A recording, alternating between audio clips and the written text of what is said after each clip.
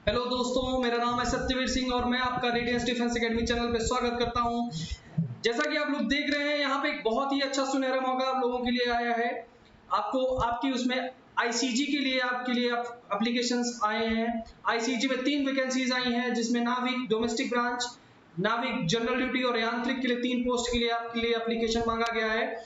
तो सबसे पहले देखते हैं एजुकेशनल क्वालिफिकेशन। और एजुकेशनल क्वालिफिकेशन आपको डोमेस्टिक ब्रांच के लिए मांगा गया है 10th, आपके लिए जनरल ड्यूटी के लिए मांगा गया है 10+2, जिसमें फिजिक्स और मैथ्स आपका 12th में होना जरूरी है। और यांत्रिक के लिए मांगा गया है 10th प्लस आपका मांगा गया है किसी भी उसमें डिप्लोमा। आगे देखते हैं जो इंपॉर्टेंट डेट्स हैं। आपकी इंपॉर्टेंट डेट्स क्या क्या है? 8/9/2023 से आपकी जो ये फॉर्म है, आपका फॉर्म फिलिंग स्टार्ट होगा और आपके पास लास्ट डेट है 22/9/2023 तक। तो मेरे दोस्त, लास्ट डेट पेमेंट करने के लिए आपकी 22/9/2023 डेट रखी गई है और आपका जो एग्जाम होगा वो दिसंबर 2023 में होगा।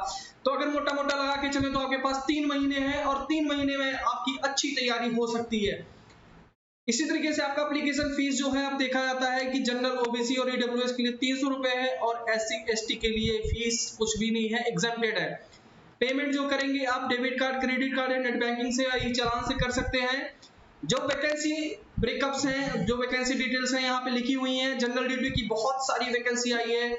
जो जनरल ड्यूटी की वैकेंसी है वो है 260 260 वैकेंसीज। डोमेस्टिक ब्रांच की वैकेंसीज आप देख सकते हैं 30 है। अगर यांत्रिक मैकेनिकल की वैकेंसी देखेंगे आप 25 है।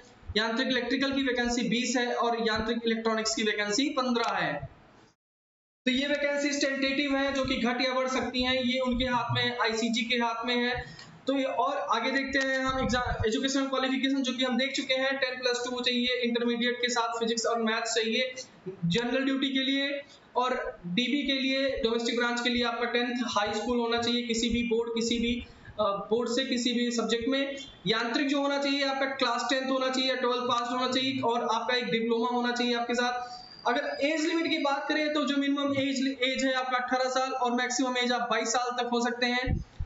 मतलब कह सकते हैं कि 1 मई 2002 से लेके 30 अप्रैल 2006 तक आप अगर हैं इसके बीच में, और दोनों ही डेट्स इंक्लूसिव है। इंक्लूसिव का मतलब होता है दोनों डेट शामिल हैं उसमें।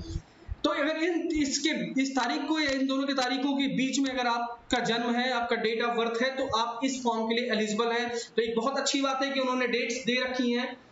एज रिलैक्सेशन जो ओबीसी, एसटी और एससी को गवर्नमेंट के रूल से मिलती है, वही एज रिलैक्सेशन यहाँ पे भी है। आगे देखते हैं, अगर फिजिकल की बात करें तो आपका जो हाइट होना चाहिए 157 सेंटीमीटर होना चाहिए और आपकी फिजिकल फिटनेस टेस्ट जो पीएफटी टेस्ट होती है, जो आपका स्टेज 1 क्लियर करने के बाद स्टेज 2 में होता है, वो होता है 1.6 किलोमीटर रन इन 7 मिनट्स।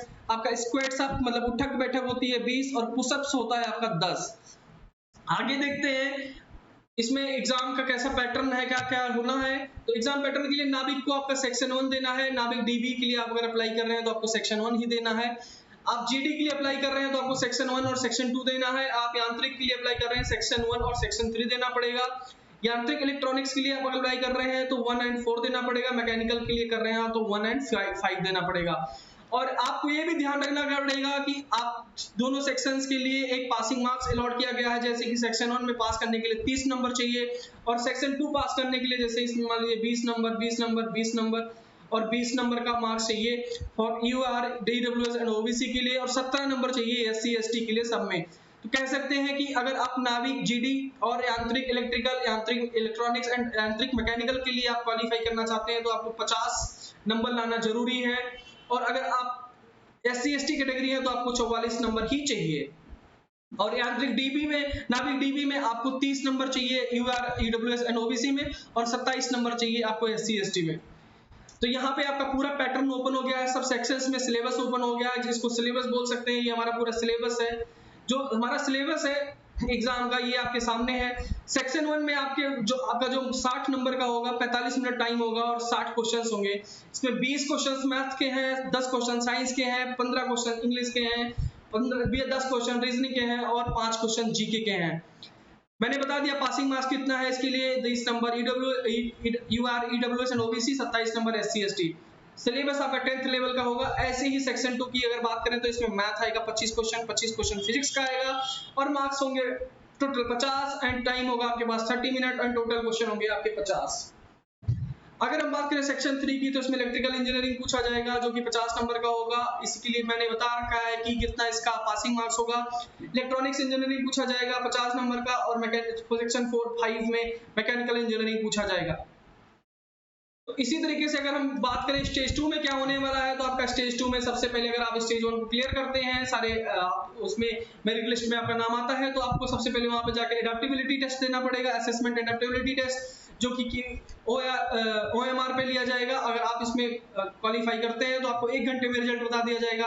अगर आप इसमें पास होते हैं तो आपको फिजिकल फिटनेस टेस्ट देना पड़ेगा, PFT देना पड़ेगा, फिजिकल फिटनेस टेस्ट। आपका फिजिकल फिटनेस टेस्ट जैसे मैंने बता रखा है 1.6 किलोमीटर रन करना पड़ेगा 7 मिनट में, 20 स्क्वाट्स अप मतलब उठक बैठक, या फिर 10 पुशअप्स।